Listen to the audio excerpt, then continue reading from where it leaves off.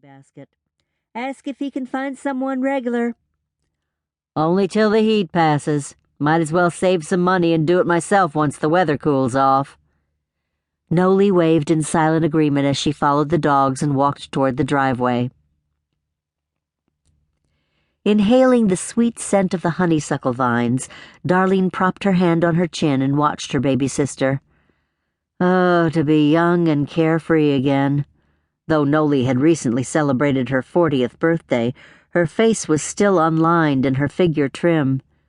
Come to think of it, Nolie was still a child in many ways. Not surprising, considering she'd never been married, never raised children, and never been widowed. Darlene had borne the stress of all three and wore the resulting laugh lines and worry ridges on her face.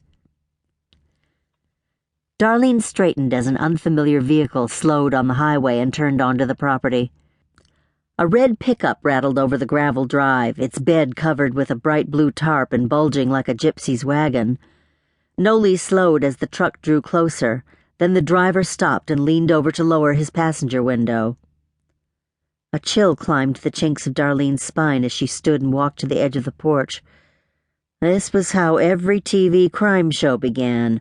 A suspicious vehicle pulled up beside an innocent woman while the driver asked about a missing puppy or for directions to the police station.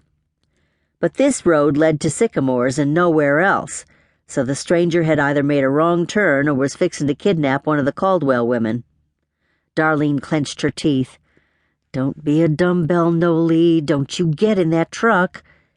As if she'd heard and wanted to rebel, Nolie stepped over the shallow drainage ditch at the side of the drive and walked toward the vehicle.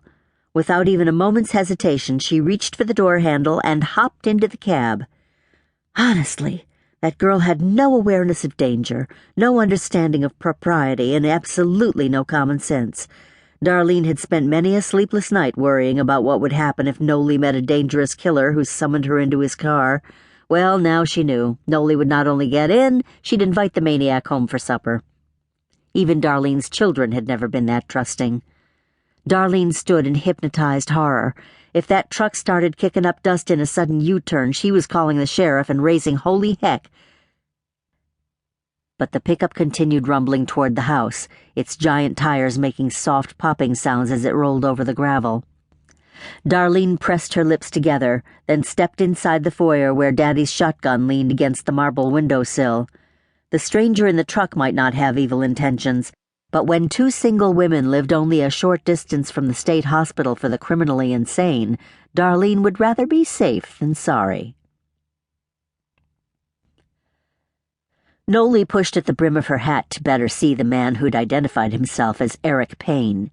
He was certainly spruced up for a hot day in May. The middle-aged man wore a white shirt, a red tie, and dark blue trousers with a crease so sharp it might have been top-stitched. He looked like a politician on parade. But what kind of man deliberately chose to hang a tie around his neck in this heat? Then again, he said he was from Chattahoochee, and everyone knew that place was home to the Florida State Mental Hospital. She pursed her lips, dreading what Darlene would say about her getting into this man's pickup.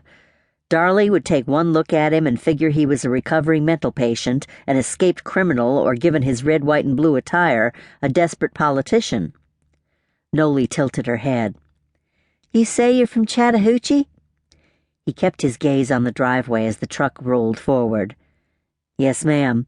Before I lost my job, I was pastor of the First Community Church there. You ever hear of it? She shook her head. I don't get over that way much. She shifted her gaze from his clean-shaven face to his hands. Smooth and pale, with clean and evenly trimmed nails, they looked like a preacher's hands. So, the Reverend cleared his throat as he applied the brakes and stopped a few feet from the front sidewalk. Should I be nervous about talking to your sister?